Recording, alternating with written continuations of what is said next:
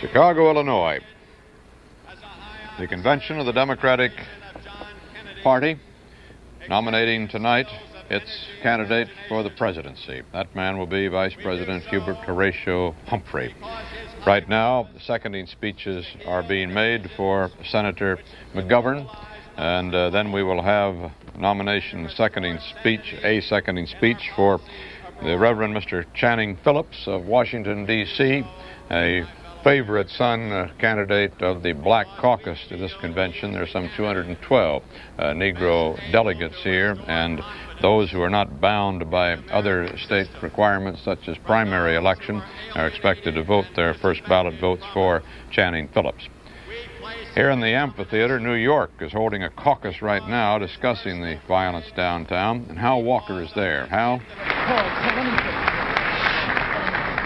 Look, wait a minute. You're wasting valuable time. We're not impressing ourselves by applause. Several hundred of the McCarthy supporters and others have gathered into the caucus room here, caucus room number 1, to hear a proposal that all of those who are opposed to the actions taken in this convention, the actions of the police and other security agents against many of the delegates, that they gather together at the end of the McGovern speech and go forth to the rostrum, present their objections, and be permitted to present a resolution.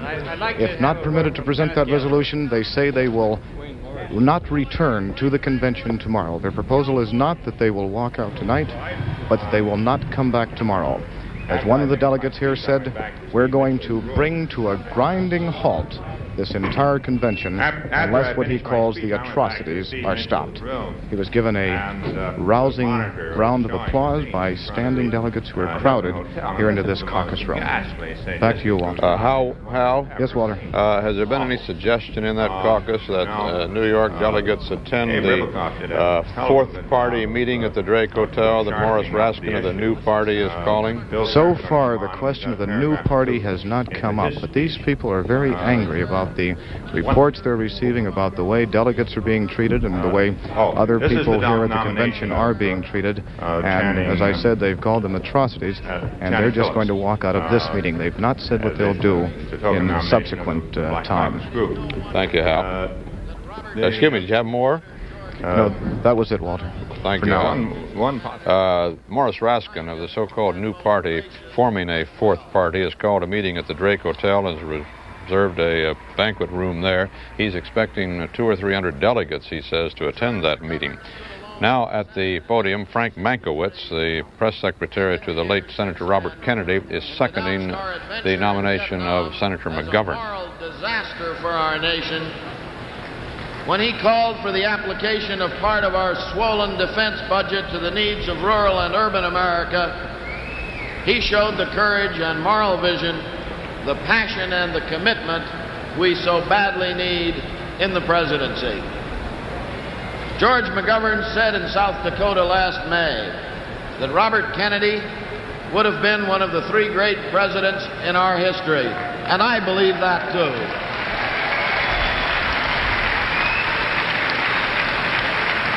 And Robert Kennedy said in the same month that George McGovern was the senator who has the most feeling and does things in the most genuine way without that affecting his life, and that it was truer of him than of any other man in the United States Senate, and I believe that too.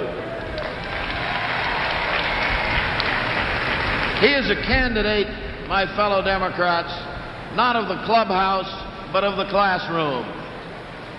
Not of City Hall, but of the people.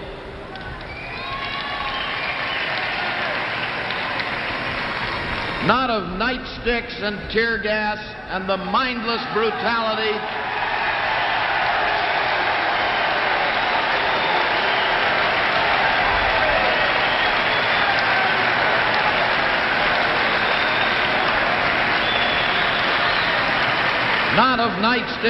and tear gas and the mindless brutality we have seen on our television screens tonight and on this convention floor.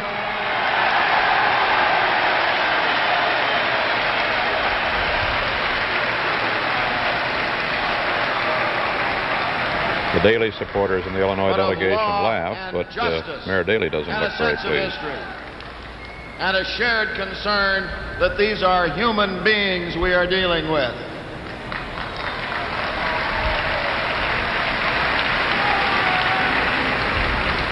And so, my fellow Democrats, only in part because he would have stood here tonight in support of Robert Kennedy, only in part because I know of the affection Robert Kennedy had for him, but most of all because I believe him to be the best and finest man to seek the presidency at this convention, I second the nomination and seek your support for a man I am proud to count as Frank my friend, Mankiewicz, the Senator press secretary of the late George S. Senator McGovern of South Kennedy, Dakota. seconding Senator McGovern. Joe Benty and other reporters are with Chairman Bailey about that downtown trouble. Benty? Mr. Bailey, is there going to be any delay in this convention as a result of what's going on downtown? Just I told the other fellow, I've been here beside with the Connecticut delegation. I haven't been watching television, and I understand there's some trouble. Somebody handed me something that 60 people were arrested. Yes, well, there's been rather large disturbances downtown, and there's talk that some of these delegations are caucusing now to decide not so much to walk out tonight, but not to come back tomorrow because of what they call the police state tactics that are being used around this convention hall and downtown. Well, I assume the people who had charge of security here, making sure that there was no interruption of the convention itself. After all, this is a very serious convention. We're going to nominate the next president of the United States here. But, Mr. Bailey, the charge is undue force being used by police and National Guardsmen. Well, I know nothing about it. As I say, I've been here in the front row with my Connecticut delegation and on the podium where I belong and where I'm going now. And you see no delay in this convention? Well, I'm sure that the candidate for president will be nominated tonight, and tomorrow the vice president will be nominated, and there'll be an acceptance speech. Okay, thank you, Mr. Bailey. John Bailey, chairman of the Democratic Party, and quite a crush here as reporters attempt to ask him what's going on at the convention and with all of the reports of undue force being used by Chicago police and National Guardsmen. He was reading a news report, Walter, and looked rather amazed and interested, as did some of the people who were standing with him. And as you can tell from his comments, he's really not briefed on it totally yet to have any definite statement, but he sees, as Mr. Bailey usually does, no delay in this convention as a result of what's being charged and what's going on here. Joe, the Chicago police now say that more than 150 persons have been arrested in that continuing series of confrontations downtown. CBS News color coverage of Campaign 68, the Democratic National Convention in Chicago, will continue in a moment. Philip Stern, journalist, former research director of the Democratic National Committee, is nominating Channing Phillips of the District of Columbia. Votes for the voteless to open the doors of political opportunity. Channing Phillips symbolizes those to whom and for whom Robert Kennedy sought to speak. For Channing Phillips is a member of that black minority in America that for so many decades has been voiceless and powerless. He is among the voteless of this land, for he lives in Washington, D.C., whose citizens to this day are still denied the right to govern themselves. And he is part of the rising generation of which Robert Kennedy was a part. It would, of course, be an act of disrespect to the memory of Robert Kennedy to commend to this convention a black man merely because he is black. I do not presume to do that. I place before you the name of a serious man of public affairs who, in my deepest conviction, is abundantly qualified for the presidency. He is qualified by his philosophy and by the instincts and the passion that underlie it. He is qualified by the character and the courage that enable him to see it like it is and to tell it like it is.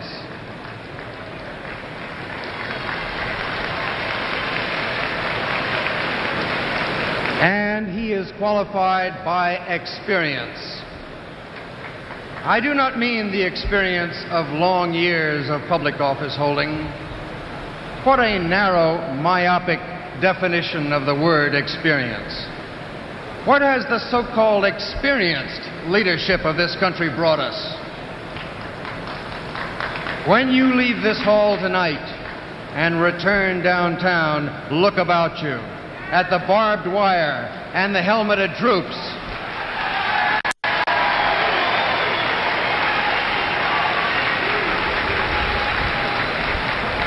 Look at the repression of free expression of ideas. Breathe deeply of the polluted air. And as you travel on streets overchoked with traffic, look, if you will, at the decay of the city and of the human spirit that this hugely rich nation so stubbornly tolerates.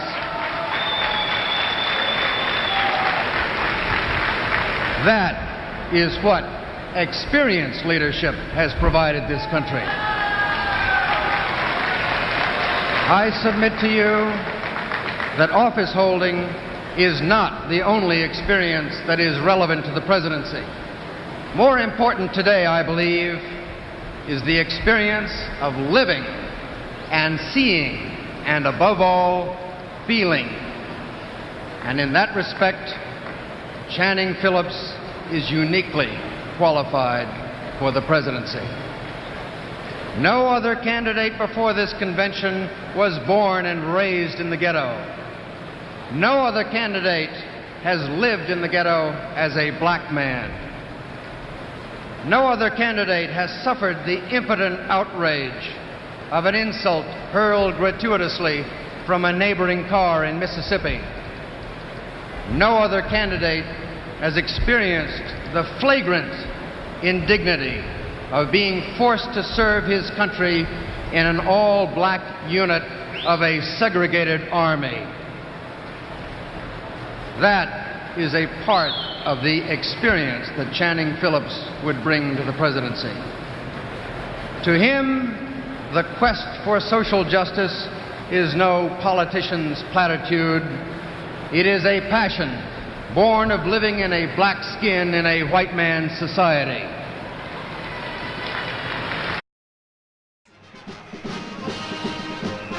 On August 26th, Democrats convene in Chicago to nominate their candidate for president.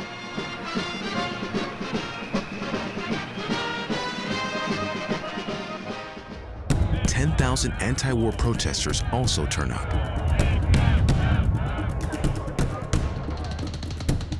"20,000 police and National Guards circled these demonstrators, and they then spent time taunting each other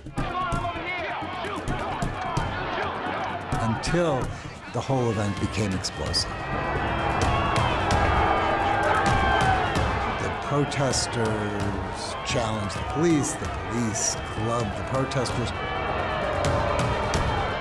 Protesters, journalists, local residents, and even members of the clergy are beaten by police. They use so much tear gas, it seeps into the lobby of the Hilton Hotel. There was just this pervasive sense of a nation at tension with itself, that the forces were beginning to tear the American people apart. After contentious debate, Hubert Humphrey wins the nomination. But a divided Democratic Party will make for a Republican victory in November, when Richard Nixon is elected president.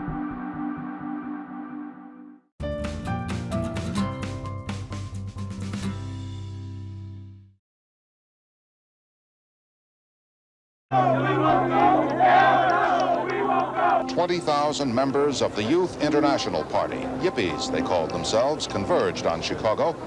They said they were there to protest the war, poverty, racism, and other social ills. Some of them were also determined to provoke a confrontation, to draw attention from the convention to the streets. Mayor Richard Daley vowed to keep it peaceful, even if it took force to keep the peace. He was backed by 12,000 police, 5,000 National Guardsmen, 7,500 regular Army troops. But the Yippies succeeded. They got their confrontation. Now the gas is being spread. It's coming this way, and it's awful. Clubs were swinging. Men were hit on the head. Men were arrested. This is what happens when people charge a police line. And people were hit, and people were arrested. And the law of the city of Chicago was upheld. Hundreds of marchers and dozens of policemen were injured. Restraint was absent on both sides. This was later called a police riot.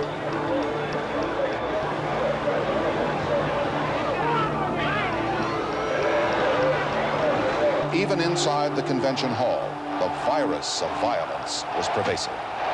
Dan Rather and Walter Cronkite of CBS News. Take your hands off of me. Unless you intend to arrest me, don't push me, please. During that frightful week, the demonstrators repeatedly tried to march on the site of the convention, the stockyards. Repeatedly, they were forced back. Where is this freedom of speech, sir?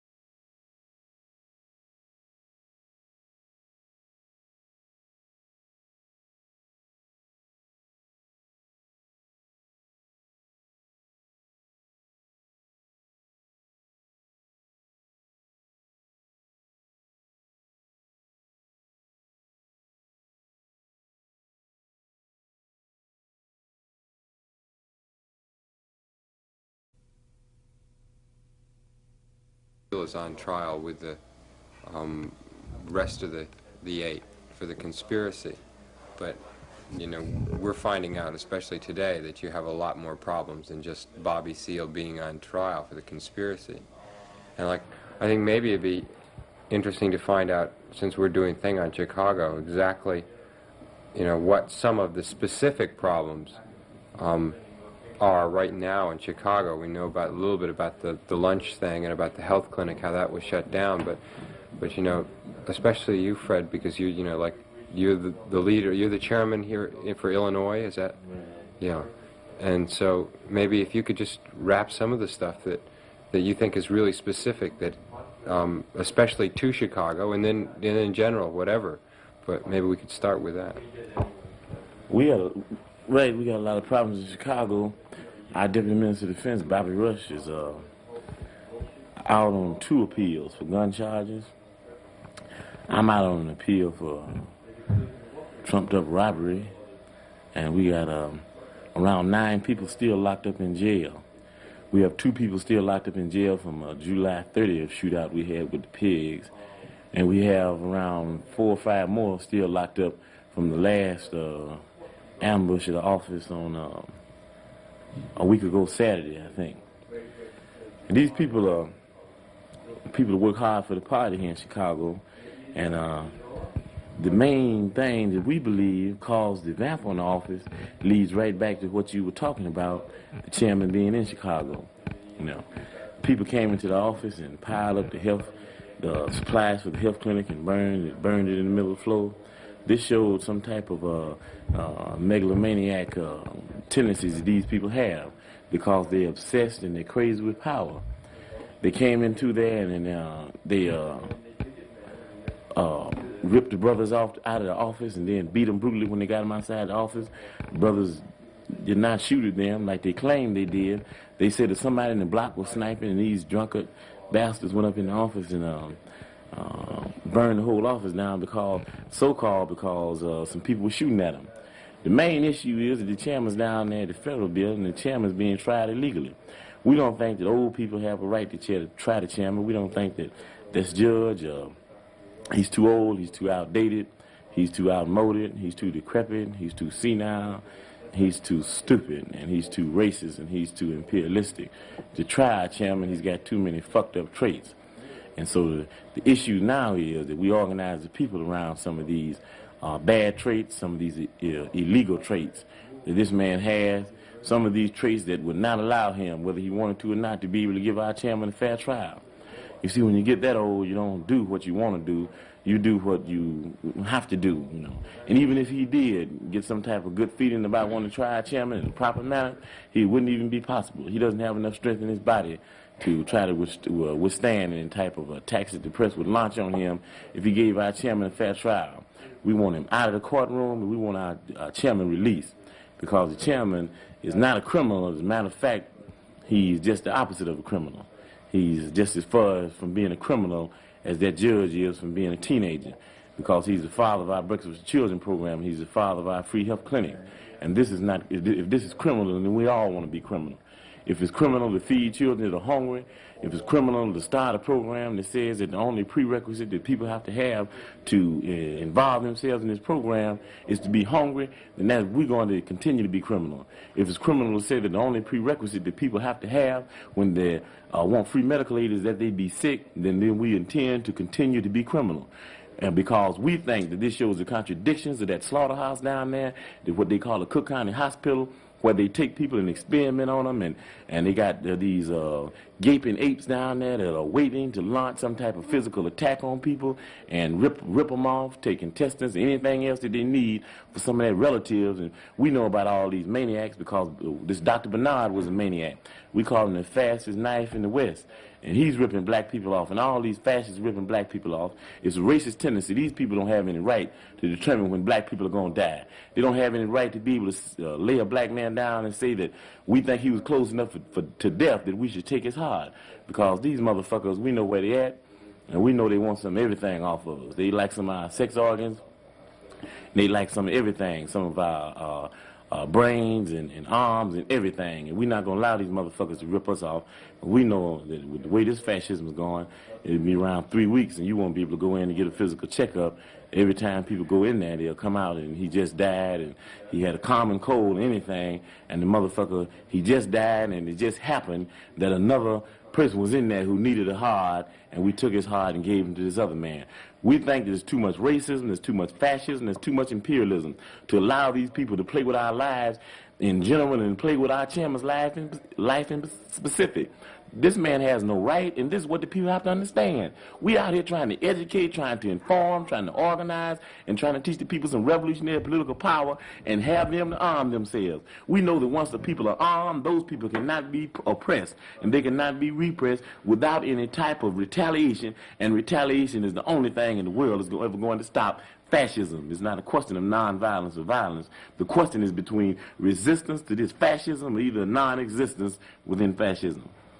Well, like, talking about retaliation then, when they do bust in and, like, shoot up your office and burn the money and do the things that have been pretty well documented, I guess, that they do, what do you do? Because you can't call the police, you know, like, you can't have the pigs come in to check on the pigs, right? You don't need to call the police. If you read the papers, you find that there are a whole lot of policemen that end up in the hospital, and we just found out something, you know, the people just found it out maybe. But policemen react the same way from .357 Magnums and shotguns that the people do, or anybody else. And we know how to ward these frantic fascists off.